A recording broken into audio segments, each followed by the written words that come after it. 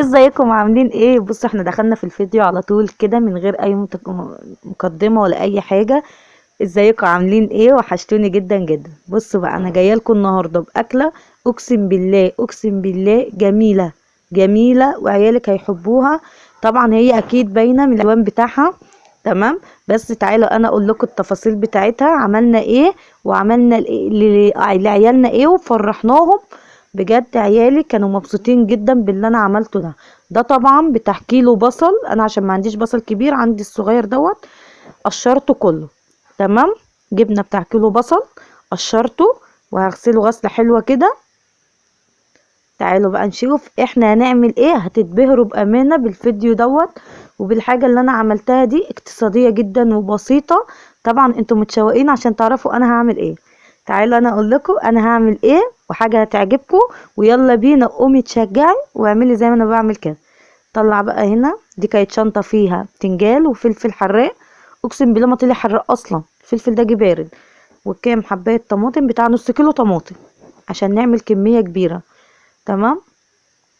هنا هشيل البتنجان عشان كان معايا في الشنطه بتاعت الفلفل. هوضب هنا الجزر، جبت جزرتين كبار هوضبهم. بصوا انا عملت الاكله ديت اقسم بالله اتاكلت بسرعه على الفطار. المكرونه طبعا عشان كنت عامله صينيتين. شفتوا وقحت بلساني ازاي؟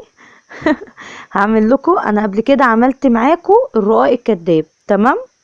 انا برضو النهارده عامله رقاق كداب وعامله معاه حاجه تانية بنفس الخليط بتاعه. بس والله العظيم جت جميله جدا، هي فكره طقت في دماغي وقلت لازم اعملها عشان خاطر الناس اللي نفسها يا عيني تعمل اي اكله حلوه لعيالها، وفي نفس الوقت تكون بسيطه على قدهم، بالمعنى اصح على قد الايد. يعني احنا كده بنتكلم على قد الايد. على قد ايدك اطبخي واعملي، مش لازم اللي انت تعقدي نفسك وهعمل ومش هعمل والكلام ده. لا، اللي هتقدري عليه اعمليه. كل اللي يجي في دماغه فكره اعمليها. احنا كده معانا كيلو بصل، معانا جزرتين، 3 قرون فلفل حراقين. المهم ان هم يعني انت عايزه سبايسي ماشي، عايزاها عاديه ماشي. هفرم انا كده كيلو البصل، بخرطه الاول عشان ما ينفعش ان انا احطه سليم في الكب. هحط قيمه كيلو بصل بالظبط عشان يعمل لي الكميه اللي انا عايزاها. انا مش عارفه يعني، بجد فكرة جميلة وعجبتني، وقلت لا انا بجد اصورها عشان حبايبي طبعا يستفادوا باللي انا بعمله. حاجات اقتصادية جدا وبسيطة. زي ما في رقاق كداب هنعمل معاكم حاجة تانية، مكرونة كدابة. تعالوا بقى نشوف.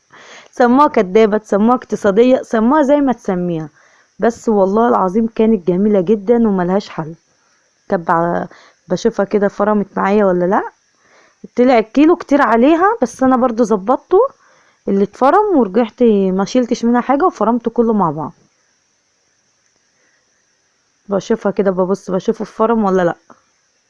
على فكره انا تعبت تاني وما قدرتش ان انا اصور، بس نزلت لكم شورتس حاجات بسيطه كده كنت عاملاها. فقلت لازم ايه شورت صغير كده عشان تخشوا تشوفوا الطريقه بتاعتنا. كده انا فرمت كيلو البصل كله.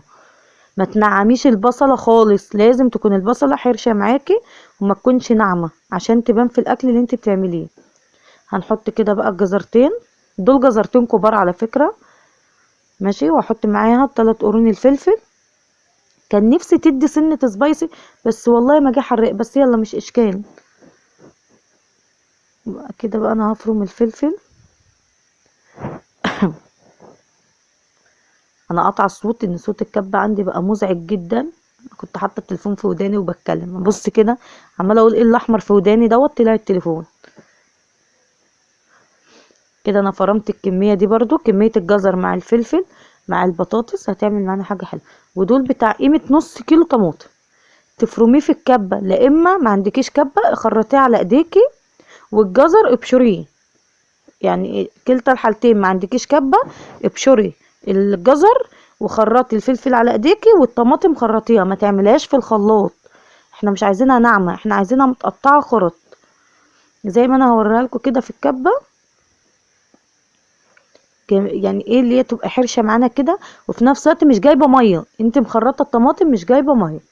عشان احنا مش عايزين في الخليط بتاعنا ميه كتير، احنا عايزينها حاجات تبقى ناشفه عشان لما نعمل بيها الرقاق بتاعنا ما يتلتش معاك، تبقى الرقاقيه حلوه كده ومورقه وتبقى جميله.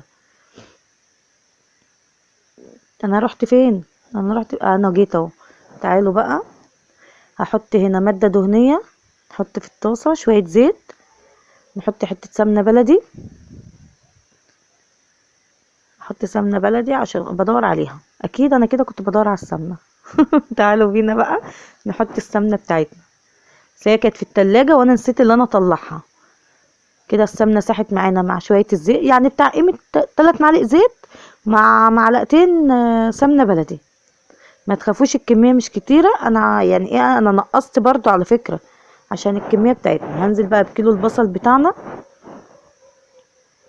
انا مش عايزه البصل ولا يحمر منك ولا يدبل، اللي هو ايه، يتشوح معاكي تشويحه خفيفه، مش عايزاه يدبل منك خالص عشان ما يهبطش البصل، لو هبط مش هيديك الكميه اللي انت عايزاها.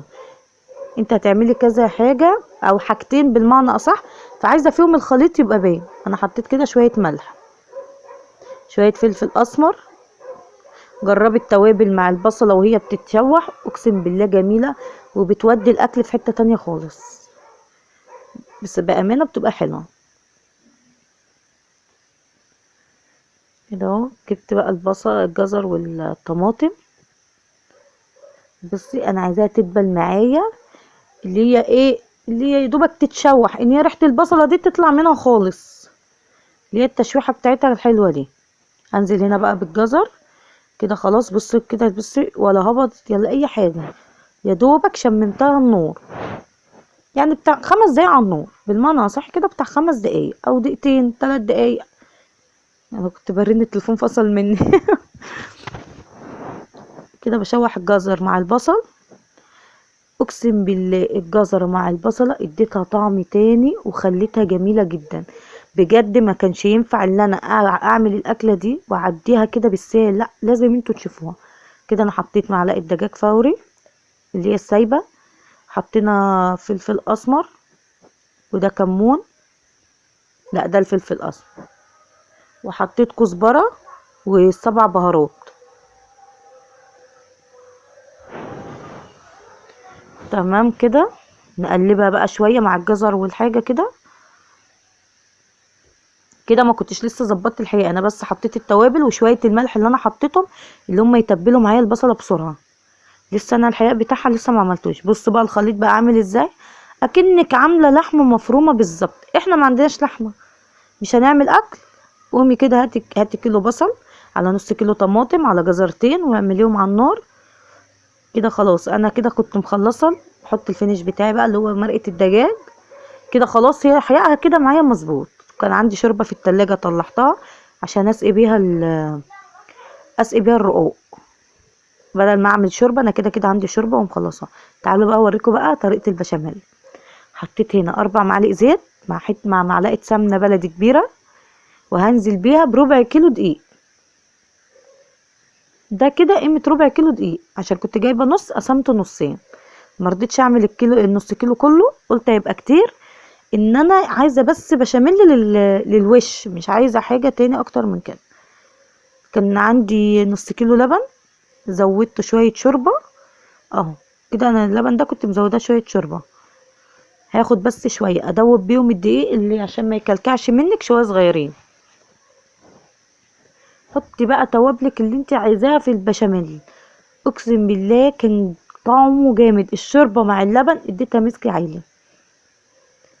بصي بقى كده فضيت بقى اللبن كله، هبدأ بقى احط التوابل بتاعتنا. قومي يلا اتنشطي كده واعملي، سيبك من الكسل دوت بعد الفطار. فكري في الاكله دي وقومي جربيها. يلا هتكتبي لي في التعليقات بامانه جميله. انا عيالي بقى يقولوا لي تسلم ايدك يا ماما في الاكل اللي انت عملتيه ده. كده انا حطيت واحده دجاج، وحطيت معلقه من اللي هو السايب، وحطيت فلفل اسمر ورشه ملح. وايه تاني وايه تاني يا حنين؟ بس خلاص محطيتش حاجه تاني. بدور احط ايه تاني. بصي البشاميل بتاعنا كان عامل زي الكريمي بالظبط، كريمي وكانت جميله جدا. بصي طول ما ايدك فيه مش هيكلكع منك خالص ولا اي حاجه. انا معايا البتاع اللي بعمل بيها دي تحت العجان عشان المضرب بتاعي بايظ. هنا بقى هسلق شويه المكرونه، معنى ان في بشاميل لازم يكون في مكرونه. هسلق قيمه كيلو مكرونه كده، مكرونه قلم. حطي شويه ملح في الميه، حطيتش زيت. هنا بقى مسيحه حته سمنه بلدي، هدهن الصينيه. ادهني القعر بتاعك سمنه بلدي عشان نعمل بتاع بقى الرقاق الجميل بتاعنا. عايزه تسميه بقى رقاق كداب اقتصادي، اللي يعجبك. بس انا من ساعه ما بدات اعمله وانا بقول ده رقاق الكداب. انا امي بتعمل الرقاق، باخد منها الرقاق من وانا بنت. كنت احب اعمل الطريقه دي قوي. انا كده حطيت بتاع 6 رقاقات في القعر، وانزل عليهم بالخليط بتاعنا. عارفين الصينيتين ما عادش منهم اي حاجه، على الفطار اتاكلوا كده على طول. العيال بقى يقولوا لي ماما تسلم ايديك، ماما احنا عايزين الحته اللي في النص. لا يا ماما احنا عايزين اللي في الحرف. بص كده خلصت اول صينيه، تعالوا نعمل الصينيه التانية بقى. بص بقى كميه الخليط هتعمل لي صينيتين رقاق وصينيتين مكرونه. اقسم بالله يعني يوم لو عندك عزومه جميله. بس ديت ما تنفعش معاكي في عزومه، دي اعمليها على قد ايدك لولادك. يعني عيالك مثلا عايزين ياكلوا مكرونه بشاميل، مش هتقولي لا عشان اللحمه مش متوفره. قومي اعملي طريقه الخلطه ديت، هتلاقيها جميله جدا. انا من كتر ان هي ريحتها وكانت طعمها جميل ما كانش لها حل والله. على فكره حنين بنتي ساعدتني في اخر صينيه. كده انا خلاص خلصت. تعالوا بقى نعمل البشاميل بتاعنا. كده انا باخد بقى شويه شوربه تاني، عشان البشاميل لما عملته وركنته كان تقل معايا، فكنت لازم ان انا افكه بشويه شوربه، عشان انا مش عايزاه تقيل قوي، انا عايزاه خفيفه عشان تبقى المكرونه خفيفه برضو. ده كده كيلو مكرونه قلم على ربع كيلو دقيق ونص كيلو لبن. بصوا كده حطيت الحشو في النص، الخليط اللي انا عاملاه حطيته في النص. في النص في النص ايه حطيت الخليط في النص. دي بقى كده اسمها مكرونه اقتصادي او مكرونه كدابه، اللي يعجبكم. بس والله العظيم عيالي بيقولوا ايه يا ماما الريحه ديت، ده احلى من المكرونه اللي فيها اللحمه او الفراخ. طلعت طعمها جميل جدا. حبايبي بقى وهما بيتفرجوا على الفيديو ده يا ريت تعليقات كتير، لايكات، عشان خاطر كل ما انت تدوسي لايك كل ما الفيديوهات بتاعتي غيرك يستفاد بيها. عشان والله العظيم في ناس فعلا بتبقى نفسها تعمل حاجات حلوة لعيالها، وبتبقى المصاريف معاها مش مقدرتها، فانت مش قادرة تعملي. تعالوا بقى اوريكم الشكل. بصوا كده بقى الجمال كده وهي طالعة من الفرن. طلعت الفرن بقى يا جماله. بصي دي تاني صينية على فكرة، وده الرقاق.